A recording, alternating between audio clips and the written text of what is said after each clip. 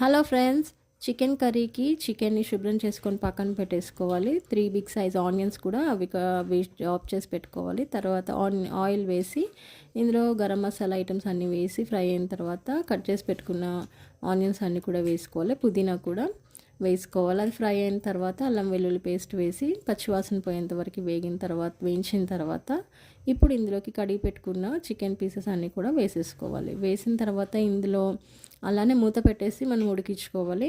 Chicken water release చేస్తుంది, అది కూడా అంత ఆవిరైనంత వరకు కూడా అలానే ఉడికించుకోవాలి. అప్పుడు ఆ వాటర్ అంతా కూడా ఎగిరిపోయిన తర్వాత అప్పుడు మనం దీనిలోకి పసుపు, కారం, ఉప్పు వేసి కలిపేసుకోవాలి. తర్వాత అది కూడా ఫ్రై అయిన తర్వాత అప్పుడు ఒక చిన్న గ్లాస్ అంత పెరుగు వేసేసుకోవాలి గ్రేవీ కోసము.